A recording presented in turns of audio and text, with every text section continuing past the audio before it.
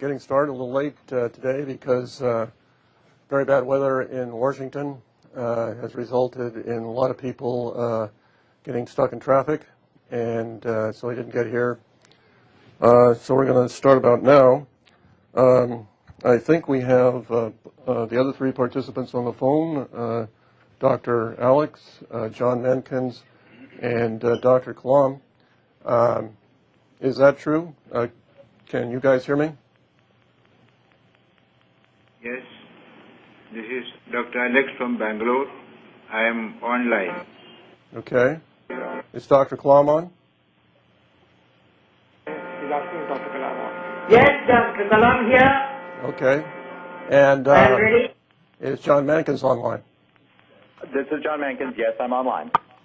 Okay, Dr. Kalam, you have limited time. We're starting a bit late. Are you going to be able to stay around for another half hour or so?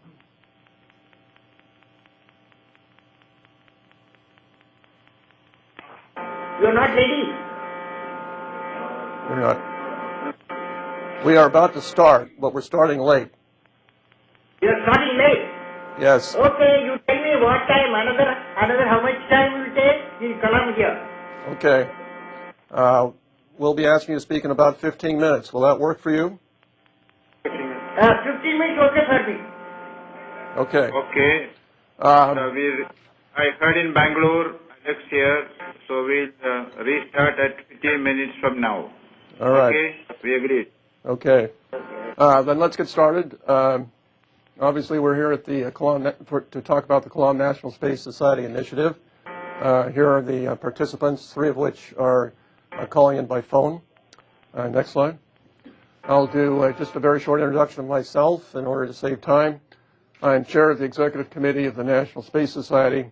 I've been involved in the National Space Society for a long time. I was the person who instigated the merger that created the National Space Society in 1987. And I've been involved for 34 years on the board and 28 years as an officer of one type or another. In terms of professional credentials, I have degrees in economics from Harvard and Caltech, and I'm a former RAND employee, so I'm basically an economist. I have some technical background as well. Next slide. Now here's the plan for today. First 15 minutes or so, I'm going to set the stage for our later speakers. And we'll be talking, I'll give a brief description of solar power, space solar power for those people that in the audience who are not familiar with the concept, some of its potential benefits. We'll then talk about the Kalam NSS initiative and some of the advantages of cooperation in terms of this initiative for the United States and India. And then we'll have Dr. Kalam speak for about 10 minutes, followed by John Mankins for about 5. And Dr. T.K. Alex from Bangalore about 5 minutes, and then we'll take questions. Okay, next slide. Space power, solar power has numerous options. And this is one of its strengths, because if one approach doesn't work out that well, we can go with another approach. There are different proposals for collecting energy from the sun and space. There's different proposals for sending that energy down to Earth. There are different ideas about what orbits these space solar power satellites should be located in, and a whole bunch of different ideas about various components and how to make them. What I'm going to talk about today very briefly is sort of the base case scenario, which is the one which has been studied the most. And what this involves is a large array of solar cells in space. They collect the sun's energy, much like solar cells would on the ground, convert it to electricity. The electricity is then converted to a microwave beam, which is then sent down to the Earth, and it's received on what's called a rectenna, which converts the electricity, converts the microwave beam back into electricity, which is then fed into the power grid, just like any other power plant. An obvious issue is how does this compare with a ground-based solar? Obviously, doing things in space it tends to be more expensive than doing them on the ground. There's two major advantages and some lesser advantages with regards to space solar power when we're talking about it as compared to ground-based. One is that the energy intensity in space is about 7 times greater per unit area as it is on the Earth. And this is due to a number of reasons. The two most important are the day-night cycle, because in space you get the energy basically all the time. On the ground you only get it during the day. And also you get bad weather from time to time, and that will knock out your solar power on the ground. But the beam from the satellite has a frequency which will go right through bad weather, and so it's not affected. And the fact that it's on 24/7 gives you your second major advantage, and that is you don't have to store power for the night or when there's bad weather, and storing power is very expensive. Next slide, please. Let's have a video, and this video was produced by Chris Holland for us. And this video will depict what I was just talking about, show you an example of a space solar power station space.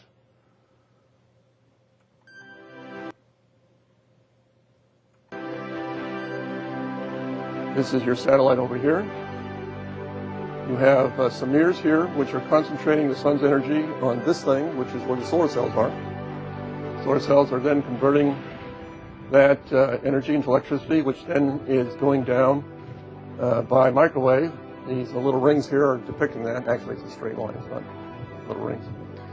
The power then goes down to the rectenna on the ground, this thing here. Rectenna can be used to dual use. You can put agriculture under it. Rectenna itself looks like sort of like chicken wire, so you can put stuff under it. And then the power is going off to light up the city.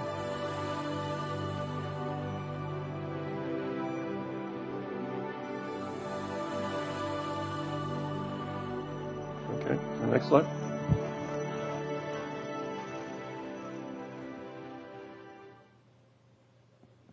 Next slide. Next slide. Okay, let's look at some of the benefits of space solar power. One of the big ones is that the amount of electricity that can be obtained is truly enormous because it's based on the sun. The sun puts out about 1 to 10 trillion, that's trillion with a T, times the amount of energy which the human race currently uses.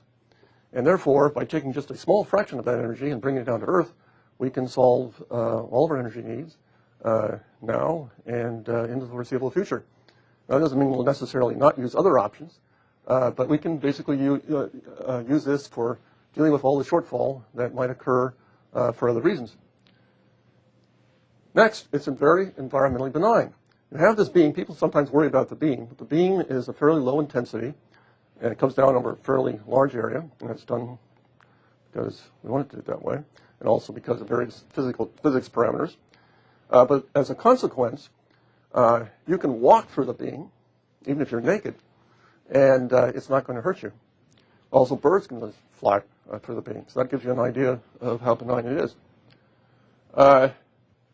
In addition, we're talking about putting this space solar power.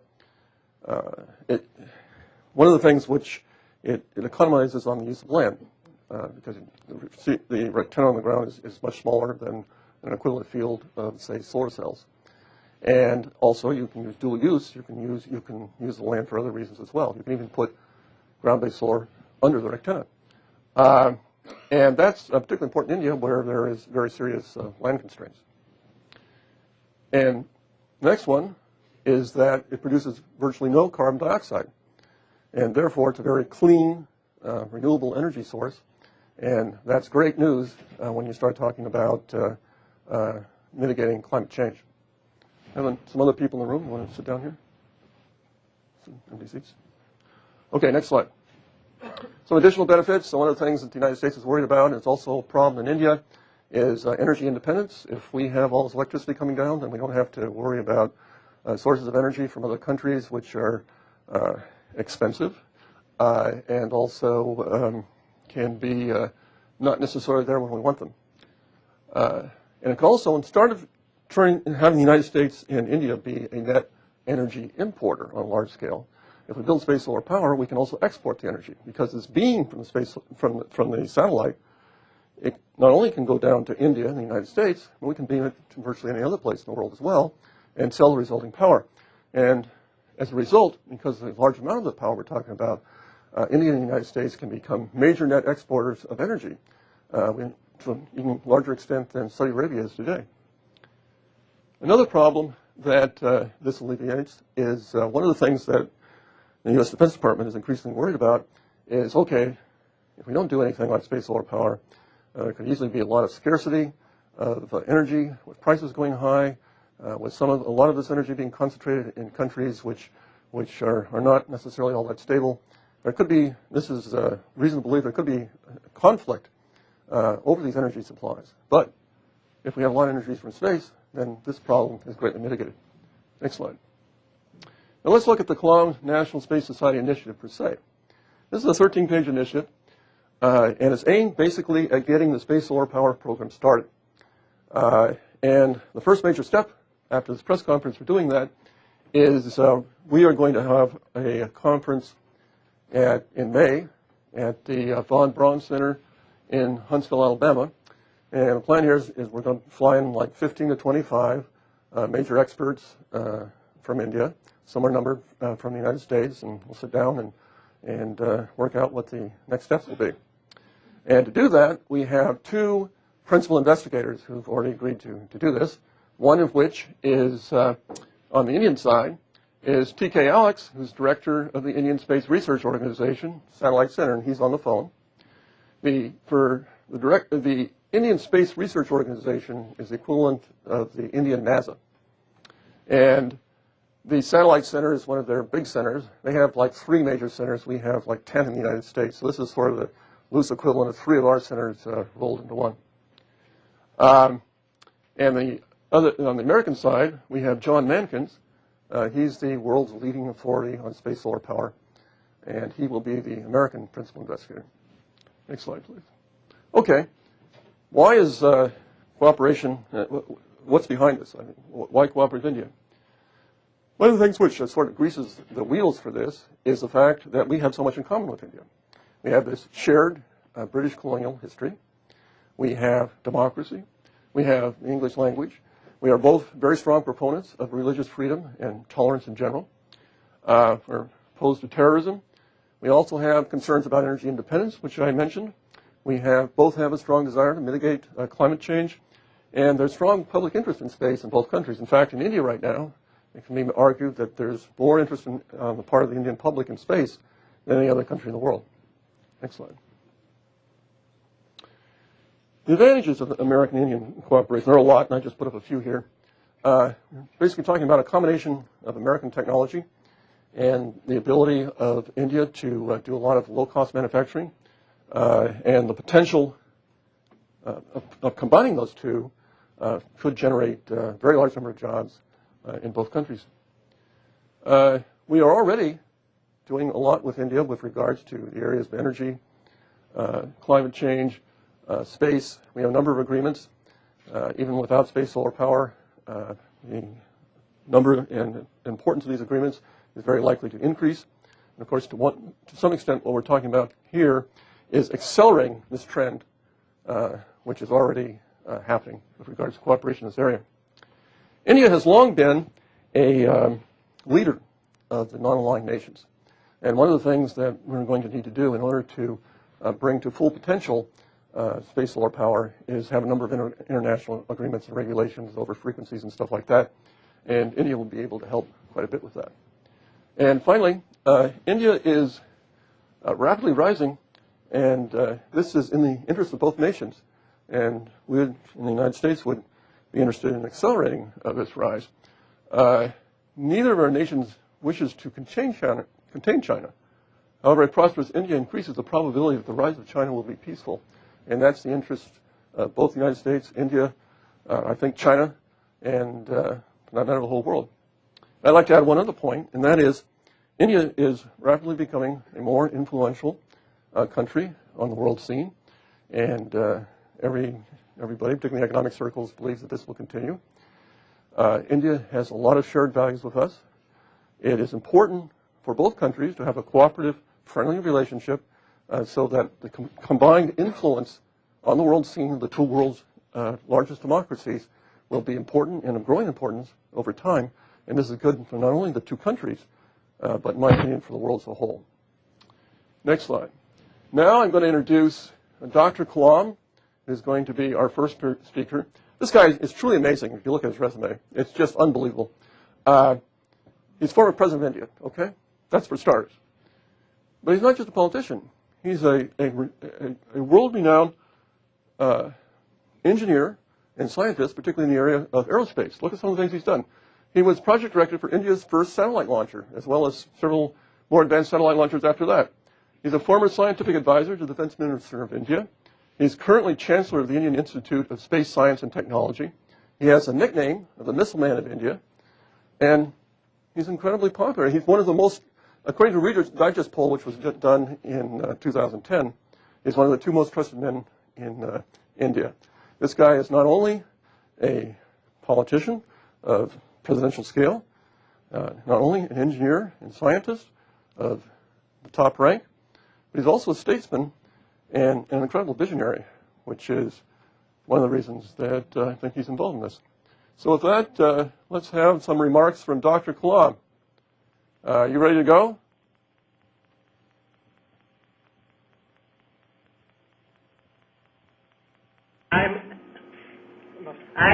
I'm ready. This is Kalam here. Okay. Start. You are ready? Yes, go. I heard the John Hopkins his presentation. So in continuation, I will say that the type of experience I had in Indian Space Research Organization and also Defense Research and Development Organization, system design and system integration and system management. This is very important, and later it was a great experience for me working for India 2020 development mission with many specialists, that is transforming India into an economically developed nation another 10 years' time. When I was the President of India, one of the areas my focus was leading to world knowledge platform in critical areas for welfare of the humanity, for bringing together core competence of multiple countries. I presented to an international forum at Boston on World Space Vision 2050, how the spacefaring nation could cooperate and build on this. I discussed this with many space organizations and experts. I have been proposing that large societal missions, like bringing space solar power to Earth, would need the combined efforts of nations. One day, I was pleasantly surprised here from Howard Bloom, my friend, suggesting that he would be interested in conversing with me on harvesting power from space. He told me that Edwin Aldrin has also been a great votary of space solar power. So we had a detailed interaction, and I addressed subsequently the International Space Development Conference Chicago on the subject harvesting energy from space. I suggested they may pave the way for international feasibility study. They liked the idea, and I christened it. It was christened in this initiative my name. I have talked to Chairman ISRO, Indian Space Research Organization, Dr. Radhakrishnan, Dr. Alex, Director ISRO Satellite Center, who is on the phone just now, and other specialists in our country. They have encouraged me to take the idea forward. I know National Space Society is quite committed to that idea. Probably our vision is to market the idea to countries so that it can move from individual society, organization to the national level initiative. I take it that Kalam is just incidental. I stand on the shoulders of all those individuals who have passion for solar power from space, such as pioneer in space solar power station like Dr. P. Glaser. So, friends, this is what I thought of introducing, and I'm willing to take any questions. All right, since We are short on time, and there's time constraints on Dr. Kalam's time. We will take questions for Dr. Kalam now, and then have the other speakers a bit later. Yes. Dr. Kalam, this is. Give it to me, and I'll repeat it. Could you ask him if this is going to be on the agenda in the upcoming summit between President Obama and Prime Minister Singh? Dr. Kalam, the question is, will any of this be on the agenda for the upcoming summit between President Obama and Prime Minister Singh?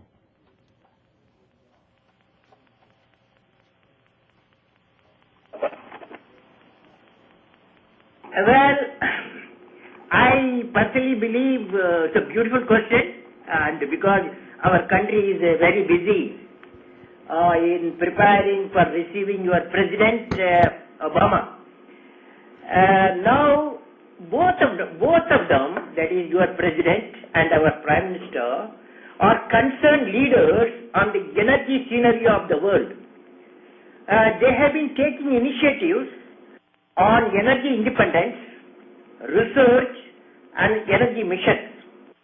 I have told the National Space Society to bring to the attention of the world leaders on the prospects, the challenges of solar power from space. NSS, just now, Mr. Mark Hopkins said that they are going to have an international conference in USA in May 2011. I felt that's a time we should derive the recommendation of the world body, the technical teams, and we should present to G8 and G20 nations. Over. Yes.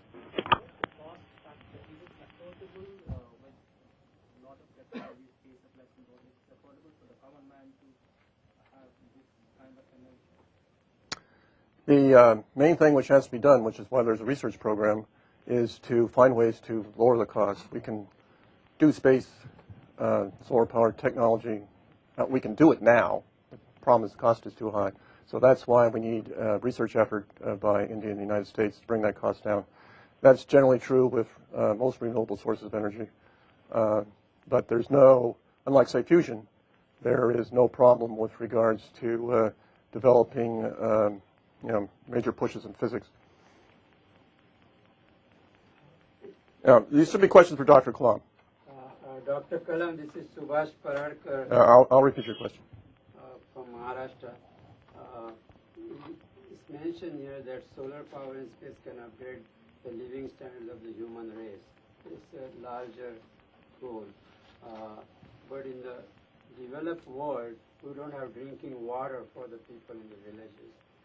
That's the same stuff in the Middle East, where they cannot grow food, and that is water and food is essential. How does solar power help them get drinking water? Only 2% of the world's water is drinking water. We don't have water in the inland. Dr. Kalam, the question is, how can space solar power help the world's poor in poor nations, such as villages in India, which particularly, I think there's a lot of villages in India which don't even have electricity currently, and there's also an issue of drinking water.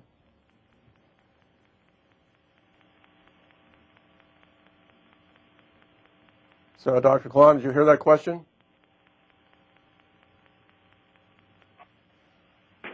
Well, it's a question. We have in India about 600,000 villages and 700 million people live there. 70% of our people have lived. And naturally, and it is a coastal region, the hilly region, and forest region, and also desert region. So this we feel by the solar power generation, solar power that all the 24 hours when you put the solar power satellite in the geosynchronous orbit, so efficiency nearly 100%.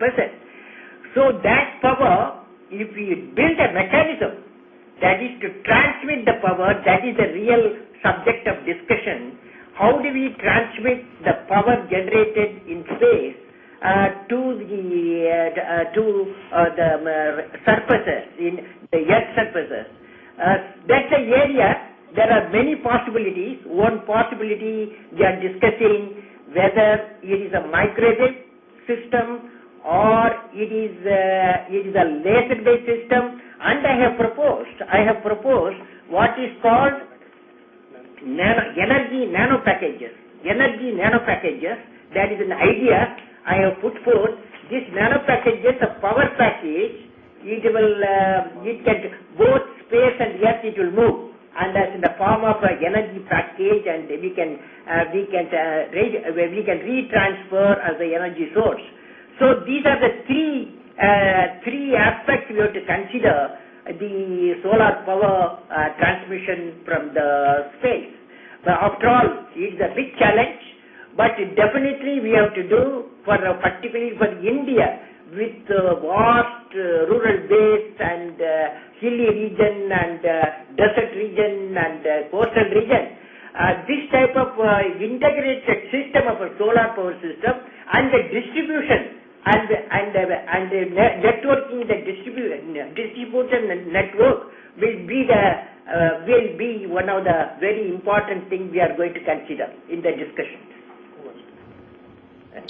Okay, another question? Over. Yes. Yeah. For Dr. Kalam, what unique resources, capabilities, or other skills can India bring to make a space solar power project a reality? Dr. Kalam, the question is, what unique resources can India provide to help build space solar power satellites?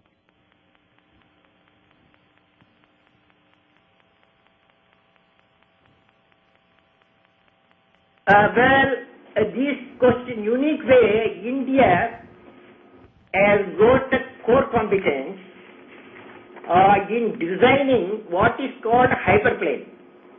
The hyperplane, normally when the satellite launch vehicle takes off, it takes off weight to the only 2% or 3% of the payload put in the orbit. This is our hyperplane study in India has revealed we can use 15% efficiency, that is payload we can carry for 100 tons takeoff weight, about 10 to 15 tons of payload we can put in the orbit. This is what study we have made. This is because we are reusable system, and also we are collecting the air as an oxidizer, and the new technology we have proposed like scramjet system. So India has got the capacity in design and development of a launch vehicle. For example, the reusable launch vehicle is possible, and we can cooperate with USA and other nations. And today our problem is going to be, how do you bring $20,000 per orbital kilogram? Now to put 1 kilogram of a spacecraft weight, that is 1 kilogram orbital weight I call it costs $20,000. Now for solar power satellite success, we need a launch vehicle system which can put number of times we can reuse it, and also the type of cost it will bring down from $20,000 at least $2,000 per orbital kilogram. So this is India can cooperate. In India we have one of the technology, we always have certain experience at low cost access to the space is possible. So this experience India can share with the nations, other spacefaring nations. Next question. Next question. Next question is, where would the funding be coming from for space solar power satellites?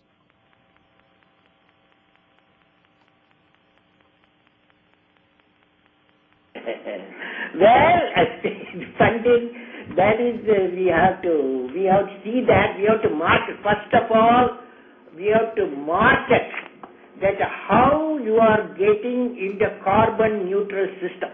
That is, today, the citizens of Earth, 6 billion people, we have taken away whatever possible from Earth. Now you have to regenerate the Earth. That means we have to make at least now from fossil fuel, we have to graduate. Already big movement going on USA and India to graduate from fossil fuel to renewable energy system. So the question is whether terrestrial renewable system or space solar system. Space solar system has got an advantage. All the 24 hours Earth science irradiance available and the energy available, and indeed terrestrial solar power is promising area for the future. However, it has at a limitation, terrestrial solar power. First, the level of solar irradiance is about 1.5 times in the extraterrestrial level than at the surface of the Earth. Second, in case of surface-based solar power plant, the panels can collect solar power about for only 8 to 10 hours a day. That means as long as sun shines. Whereas, in the case of space-based solar power plant, the collection time is full 24 hours.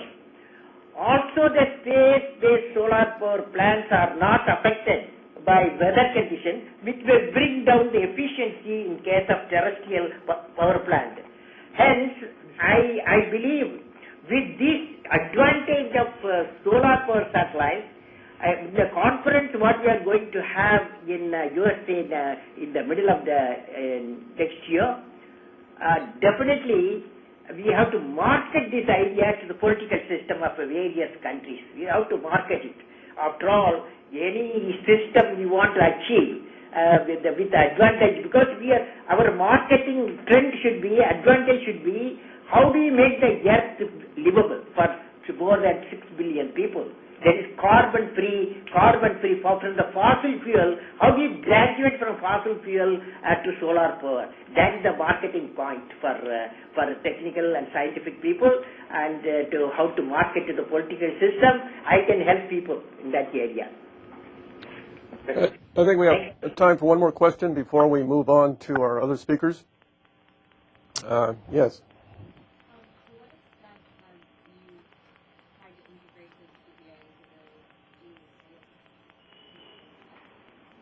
The last question, Dr. Kalam, is to what extent have you thought about integrating space solar power into the solar activities which are currently going on in India with regards to ground-based solar? The National Solar Mission. Specifically, the National Solar Mission.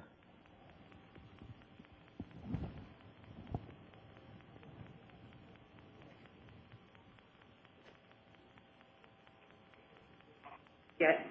India has solar power mission, terrestrial solar power mission. By 2020, they want to generate 20,000 megawatt power. And by 2050, they want to go 50,000 megawatt power. But my feeling is our demand is is going to increase because of the industrial activities and agriculture activities and service sector activities. So we need the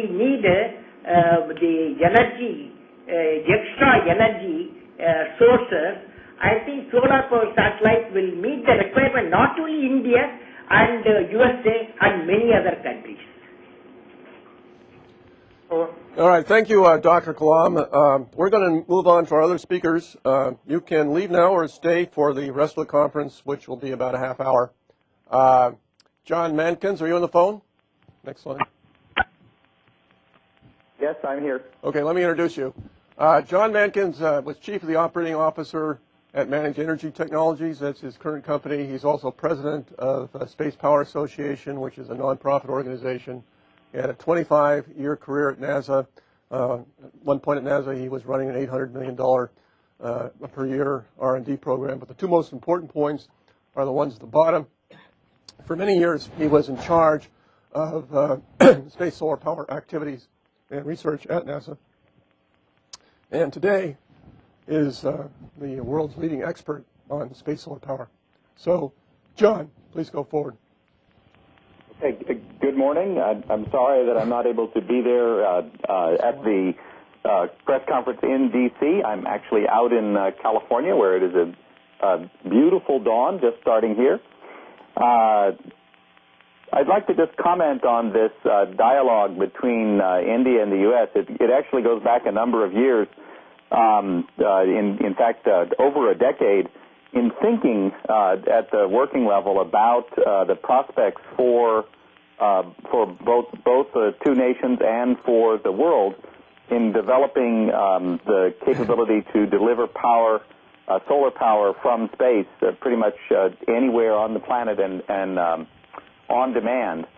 And this idea has been discussed both in a series of preliminary meetings over time involving the two countries as well as others, and has, as Mark Hopkins mentioned in the first part of the press conference, matured into this idea, which is embodied in the Kalam National Space Society Space Solar Power Initiative, to try to organize a systems-level end-to-end study as well as preliminary workshops and meetings on the topic of space solar power.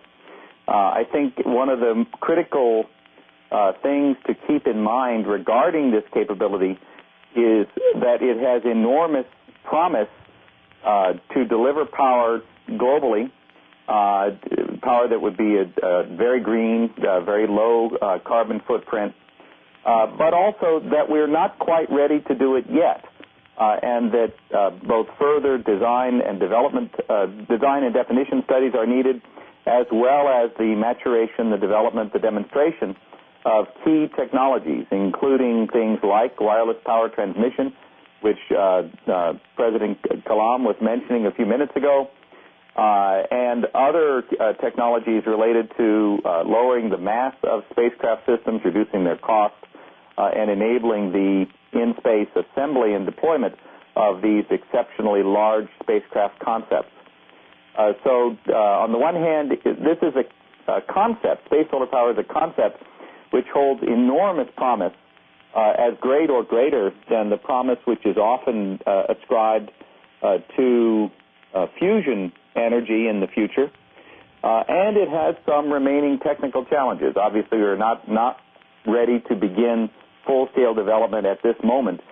But having said both of those things, one, it's great promise, and two, its need for further development, I would just close my remarks by saying that there has been an ongoing assessment of this concept for the last several years by the International Academy of Astronautics, and in the spring, hopefully that report will be coming out, and it will provide a backdrop for the ongoing studies, workshops, and discussions, and hopefully research and development as we go forward next year. So that's it for my opening statement. Thank you. Thank you, John. Next slide, please. Our last speaker is Dr. T.K. Alex. As I mentioned earlier, he's director of the Indian Space Research Organization Satellite Center. He and Mankins are going to be our principal investigators at our conference. He's been responsible, he's quite an engineer and scientist. He was responsible for the sensor systems in literally all of India's satellites to date. He led the Chandrayaan-1 project. This is the first lunar probe of India. Was involved in finding water on the moon. And he's currently directing the development of Chandrayaan-2 and 16 other Indian satellites. Dr. Alex, would you please address the audience? This is Dr. Alex from Bangalore, India. Let me first of all convey my greetings from India on the eve of Diwali. This is a festival of light. What we are discussing is how to convert light into energy. So this is appropriate time. Let me convey my greetings to all of you there. The Indian Space Research Organization, ISRO, is responsible for launching Indian satellites for communication, remote sensing, and scientific application. ISRO has the technology for harnessing solar energy for powering satellites on board in kilowatt range. Meeting the energy needs of the people and the entire world in the coming decades is a priority subject for India. Among many methods of using non-conventional energy, harnessing solar power from space has got the attention of the entire space community. The advancement of solar cell development with advanced efficiency almost reaching 40%, and also lightweight materials using nanotechnology in the recent times has enabled us to have a relook at this option. It is known that such a proposal can become reality only if the cost of launching the satellites into outer space is made economical. Many agencies are working on reducing the cost of space transportation. ISRO is also working on this. The initiative by Kalam NSS is really a commendable one. A preliminary team has been identified in Indian Space Research Organization to initiate a feasibility study on this renewed proposal. It is important to note that the proposals of this magnitude cannot be undertaken by a single agency or a single country. It is noted that similar initiatives have been made from the United States as well. It is advantageous to pool up all the resources of multiple agencies for the benefit of the people. I would like to thank once again Dr. APJ Abdul Kalam and NSS for taking up this lead at the right time. Thank you. All right. Now we'll have questions for any of the speakers. Yes, the back there.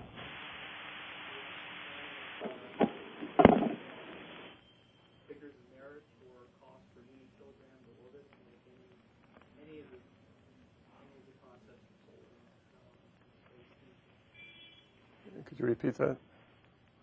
Well, is there any quantitative data on what the cost per unit mass would be for getting any materials to orbit? John, I think this is a question that you best can answer. What cost estimates currently exist for accomplishing the space solar power concept? The last thorough end-to-end system studies that led to what I would characterize as rigorous cost analysis go back to the mid-1990s. It's been a number of years since there's been a good end-to-end systems analysis. I can indicate, and that's one of the things that we're advocating now is needed at this time. I can tell you that the requirement, what the goal is in terms of research and development in the field, is to target the goal of 10 cents per kilowatt hour, and essentially this translates into three high-level characteristics that an economically viable space solar power system would have to have, and that is that the mass of the platform in space would need to be roughly or not more than 3 kilograms per kilowatt of power delivered, that the cost, the deployed cost of that system in space would need to be not more than or approximately $3,000 per kilogram, and that translates into essentially an installed cost of about $10 per watt for space solar power, and that the operational lifetime of the system, of any particular system element, would need to be at least 15 or 20 years. And if you translate those things forward, what you end up with parametrically is a goal of about 10 cents per kilowatt hour, which would allow space solar power to be highly competitive with other available alternatives for green energy terrestrially. Okay, another question. Yes. What is the percentage of the government R&D funding there as a percentage of GDP? In the United States, or? United States R&D. For the Indian government, like we have DACA. We do not have So- Indian government would have R&D funding. So the question is, Percentage of India's GDP. that's done for R&D? Okay, the question is, and I think maybe Dr. Alex or Kalam, if he's still on.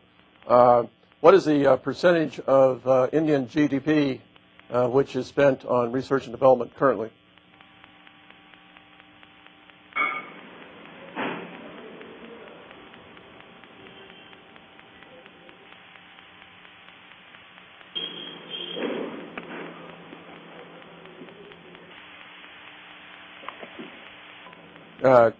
Dr. Alex, are you still on? Yes, Dr. Alex here. Will you repeat the question? What percentage of the gross domestic product of India is currently spent on research and development? The percentage, I have no direct answer, but it's quite large, considering the research laboratories under the government as well as under the universities. Put together, it's a very large number. The students coming out of the university is also pretty large. So we have a good manpower strength to take up research work. Thank you. Another question? Yes.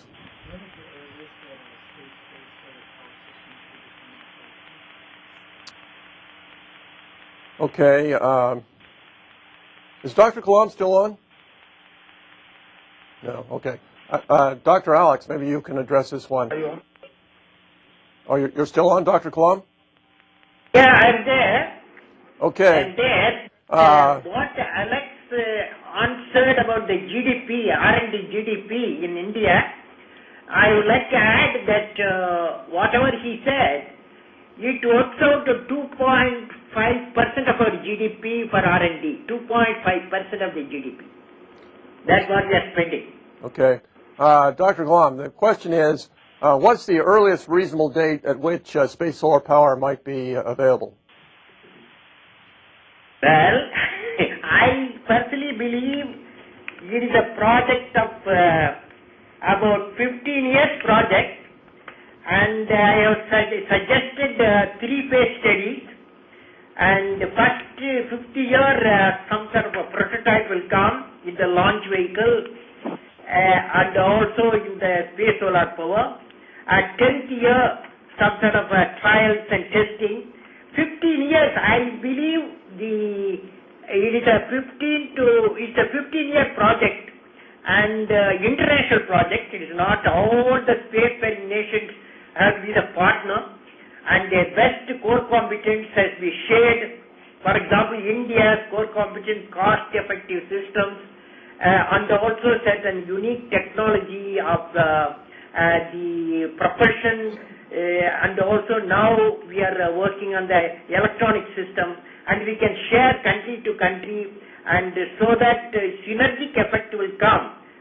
It should be an integrated program of multi-nations, and we have to share. Some countries should develop the reusable technology, some countries should develop nanotechnology for solar power panel, some countries should develop the integration of the multiple system.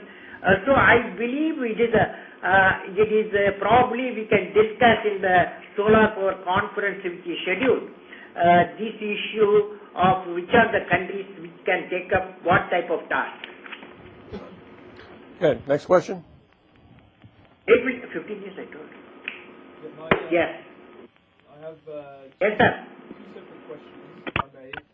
My first one is directed to John Mankins, which is as a former NASA director, whether NASA is actually aware of this current initiative, and if so, whether there are plans to get that space agency on board. So that's my first question. My second Let's handle one at a time. Okay. John, the question is NASA aware of this initiative, and are they likely to get on board, or what's your opinion about that? In terms of whether or not they are familiar with the current Kalam NSS and Space Solar Power Initiative, they're certainly aware of the ongoing dialogue and the discussions that have involved India. As I said, they've go back several years.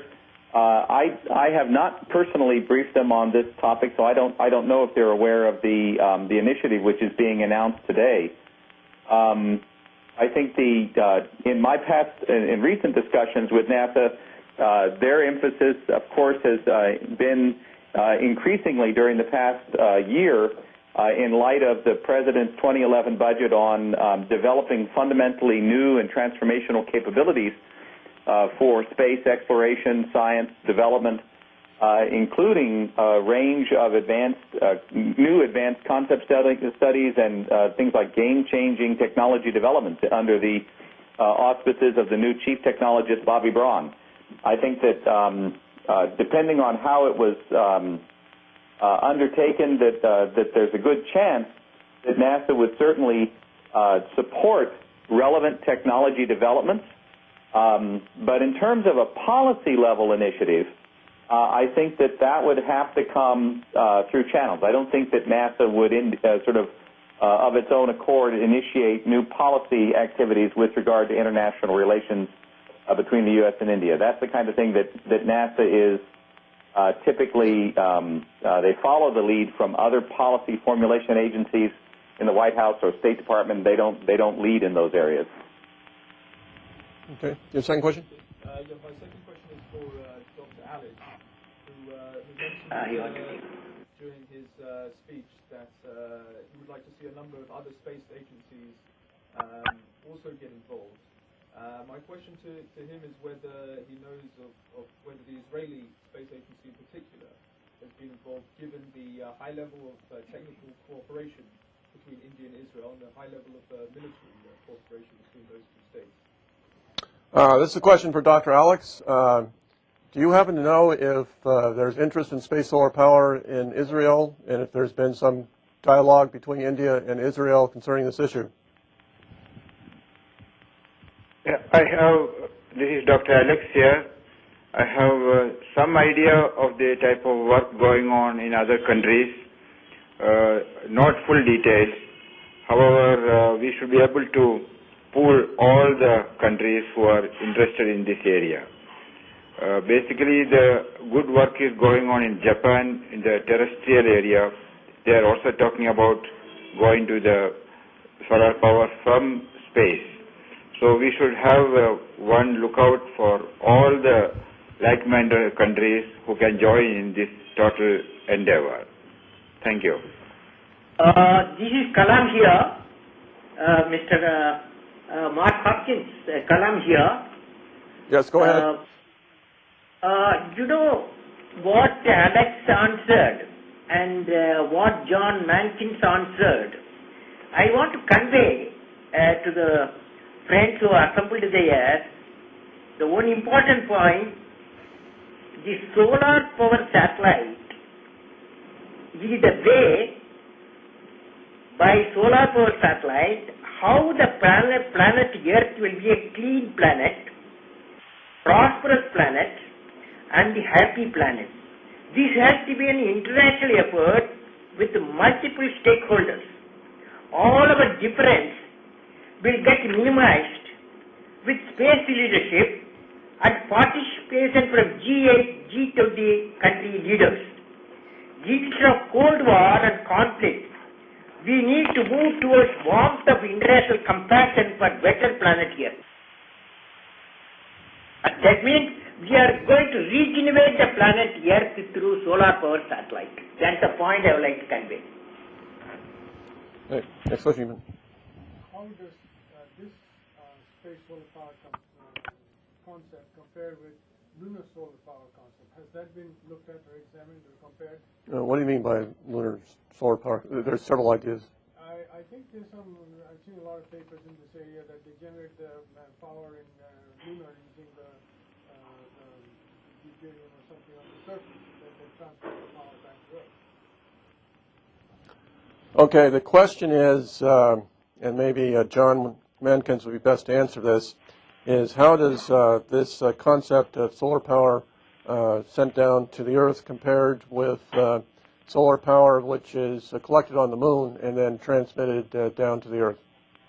John?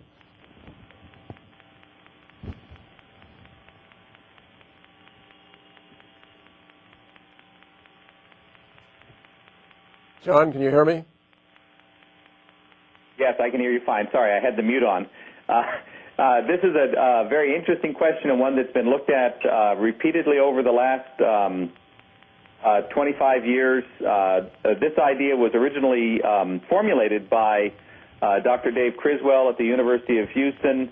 I think ultimately the moon or other extraterrestrial sources, resource sites are very, very promising in terms of their potential to provide materiel, both logistics and hardware, to future space solar power industries. However, I think that there are some very fundamental physical challenges in trying to deliver power directly from the lunar surface to the Earth, not least of which is the fact that the moon is about 10 times further away than geostationary Earth orbit. This makes the delivery of power not 10 times more difficult, but 100 times more difficult because of the physics of the power transmission systems. Also, the fact that the moon is only in one portion of the sky over the Earth at any given time means that a system of relay satellites or ground-based infrastructure, huge ground-based infrastructure, would be necessary to use the moon for substantial amounts of power. Those are just two of the principal challenges. There are a number of others. But ultimately, I think the moon and other bodies could certainly play a tremendous role in the future development of space, including space solar power.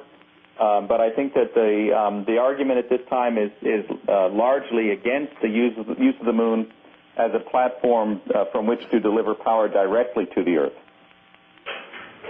Okay, next question, yes. Please ask Dr. Alex, in addition to launch vehicle technology, what other types of technology India is working on that might be applicable here, specifically high efficiency solar cells and power transmission? Dr. Alex, this is for you. The question is, what other things is India working on that might be of use to a space solar power project besides transportation, such as, what were the two things you mentioned? High efficiency solar cells and power transmission. Such as high efficiency solar cells and high efficiency transmission activities or devices. Yeah, this Alex here. At present, we have a Ministry for Non-Conventional Energy. They are on the job of terrestrial solar power generation on a large scale. Some of the North Indian states where the solar power is available in abundance without cloud cover is going to be covered with the solar panels, mostly in the open area. So the cell development of the terrestrial quality, we have industrial base to go for that. However, the research work is just in the initial stage for multi-junction cells and high-efficiency cells. So this is one area we could join hands with the agencies who have got better know-how. We also need to develop very lightweight solar cells. It should be flexible, not only high efficiency, they should be lightweight. So we need to do a lot of work in this area, but the prospects are very good. Thank you. Yeah.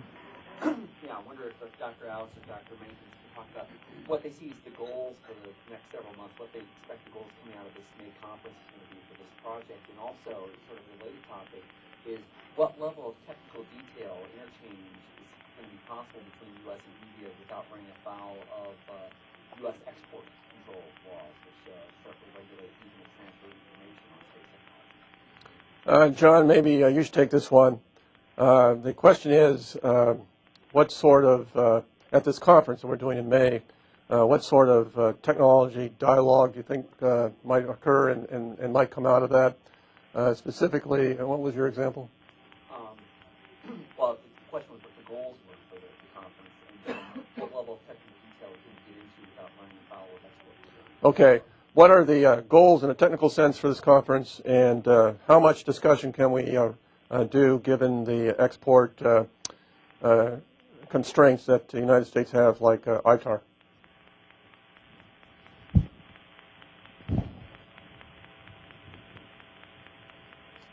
sorry, Mark. Obviously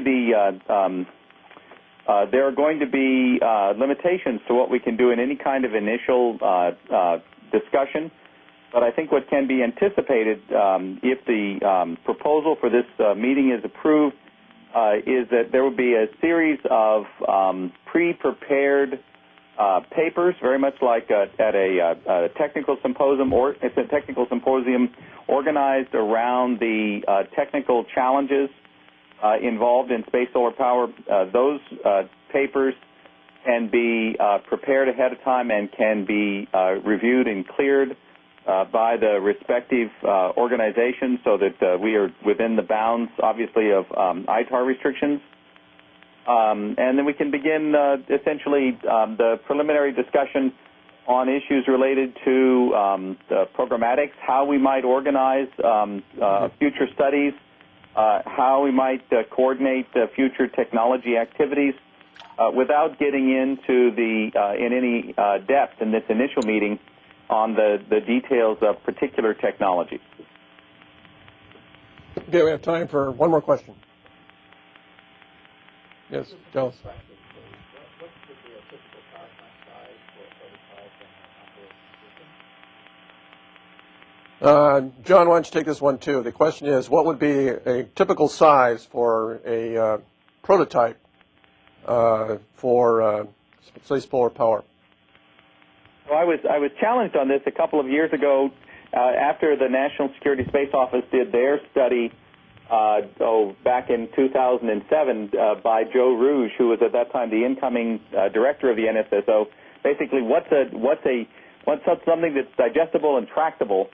And the outcome, just trying to think about this, that I came to, and I don't think that there's one answer to this, but I believe that a reasonable solution is something for a prototype, not for an full-scale operational system, would be something that was roughly 10-10-10, i.e. a platform which would be a real working prototype that could deliver something on the order, not exactly, but on the order of 10 megawatts that would cost less than $10 billion to develop as a prototype, a working prototype, and which would take less than 10 years to accomplish. So 10 megawatts, $10 billion, and 10 years. More than 10 megawatts or so, less than $10 billion, and less than 10 years. I think that would make a truly significant accomplishment, and one that would establish not only the technological feasibility, but also the real economics of space solar power. Okay, that was the last question. Dr. Kalam, would you like to make some closing remarks?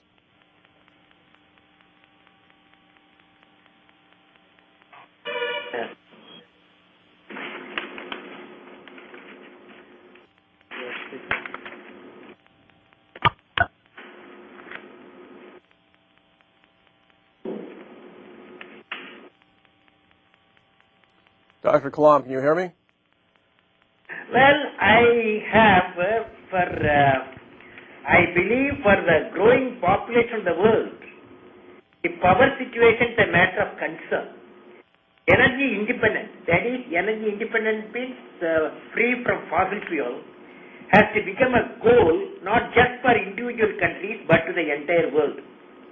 And new technologies like nano and the integration of bionode information knocking at our doors.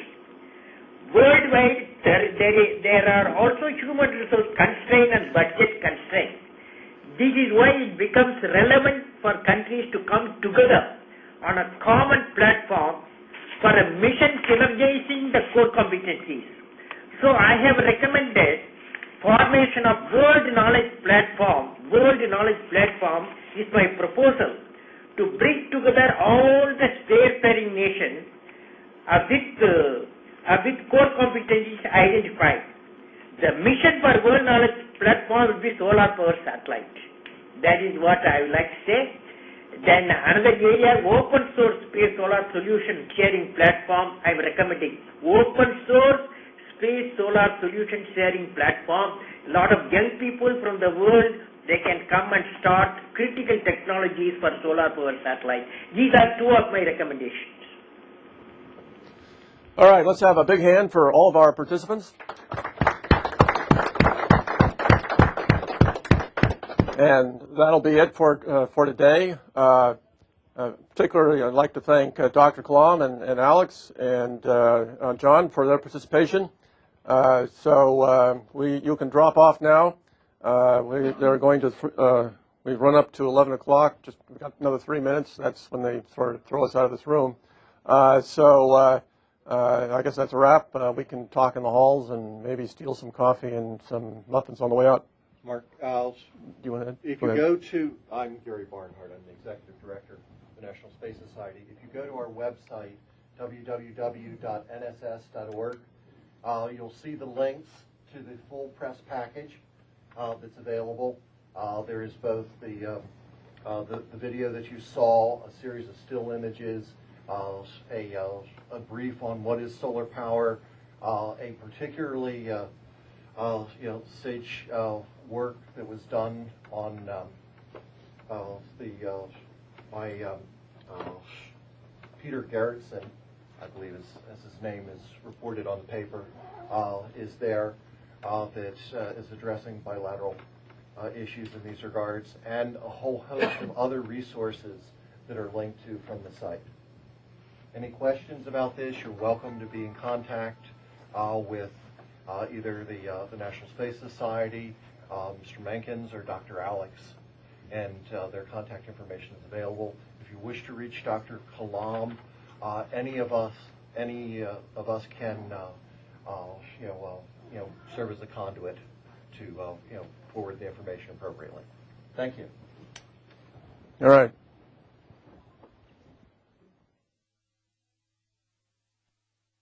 We're getting started a little late today because very bad weather in Washington has resulted in a lot of people getting stuck in traffic, and so we didn't get here. So we're going to start about now. I think we have the other three participants on the phone, Dr. Alex, John Menkins, and Dr. Kalam. Is that true? Can you guys hear me? Yes, this is Dr. Alex from Bangalore. I am online. Okay. Is Dr. Kalam on? He's asking Dr. Kalam on. Yes, Dr. Kalam here. Okay. And I'm ready. is John Menkins online? This is John Menkins. Yes, I'm online. Okay, Dr. Kalam, you have limited time. We're starting a bit late. Are you going to be able to stay around for another half hour or so?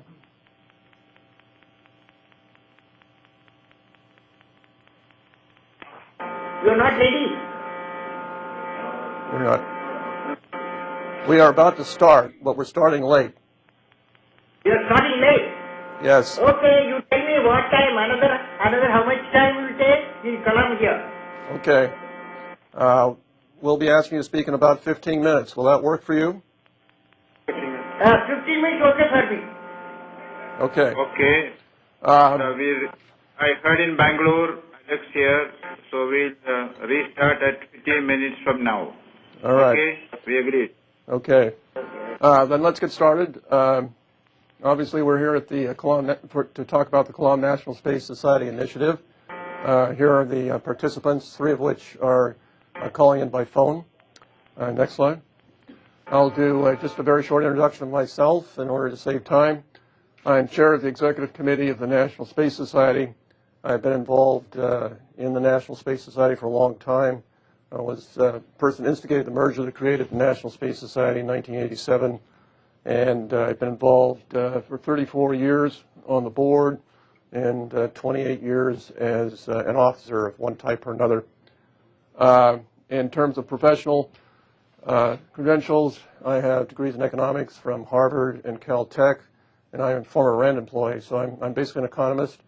I have some technical background as well. Next slide. Now here's the plan for today. First 15 minutes or so, I'm going to set the stage for our later speakers, and we'll be talking. I'll give a brief description of solar power, space solar power, for those people that in the audience who are not familiar with the concept. Some of its potential benefits. We'll then talk about the Kalam NSS initiative and some of the advantages of cooperation in terms of this initiative for the United States and India.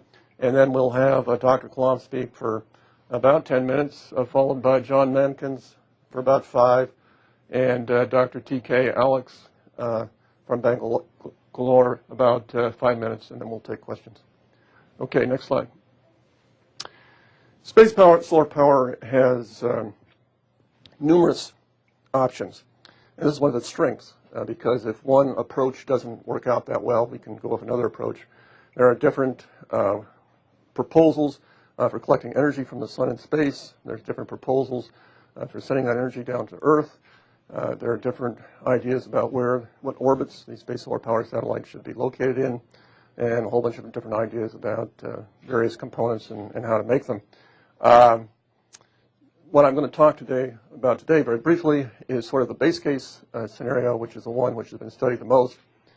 And what this involves is a large array of solar cells in space. They collect the sun's energy, much like solar cells would on the ground, convert it to electricity. The electricity is then converted to a microwave beam, which is then sent down to the Earth. And it's received on what's called a rectenna, which converts the electricity, converts the microwave beam back into electricity, which is then fed into the power grid just like any other power plant. An obvious issue is how does this compare with a ground-based solar? Obviously, doing things in space, it tends to be more expensive than doing them on the ground.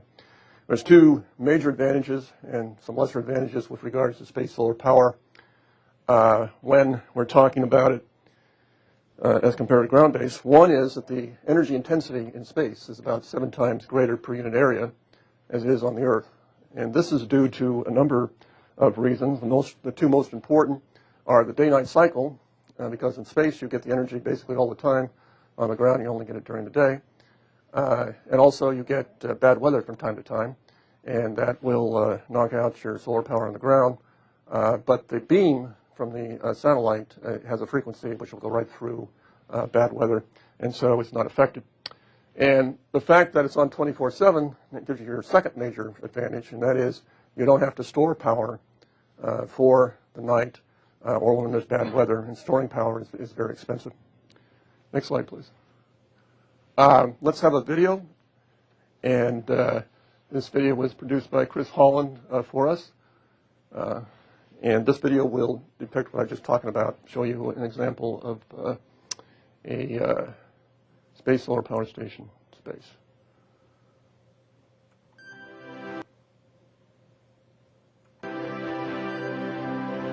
This is your satellite over here. You have some mirrors here, which are concentrating the sun's energy on this thing, which is where the solar cells are. Solar cells are then converting that energy into electricity, which then is going down by microwave. These little rings here are depicting that. Actually, it's a straight line, it's not little rings. The power then goes down to the rectenna on the ground, this thing here. Rectenna can be used to dual use. You can put agriculture under it. Rectenna itself looks like sort of like chicken wire, so you can put stuff under it. And then the power is going off to light up the city.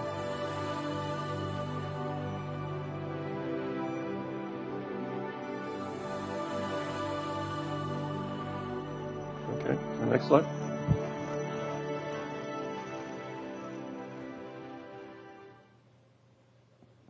Next slide. Next slide. Okay, let's look at some of the benefits of space solar power. One of the big ones is that the amount of electricity that can be obtained is truly enormous because it's based on the sun.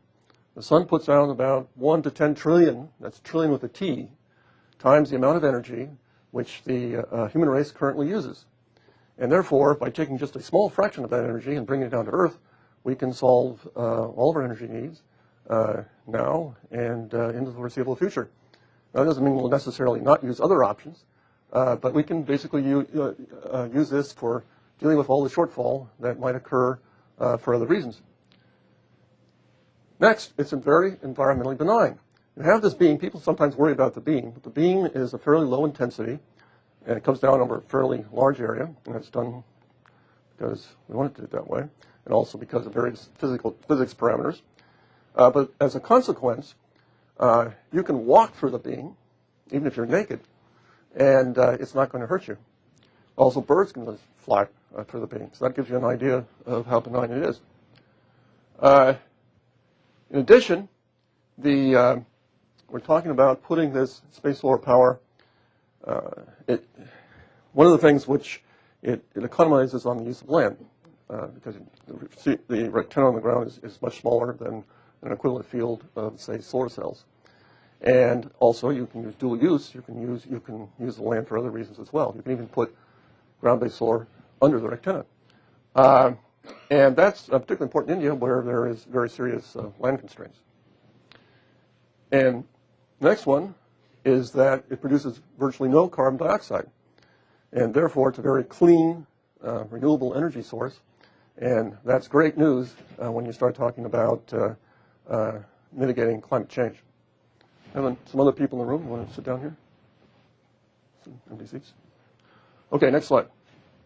Some additional benefits. So one of the things that the United States is worried about, and it's also a problem in India, is energy independence. If we have all this electricity coming down, then we don't have to worry about sources of energy from other countries.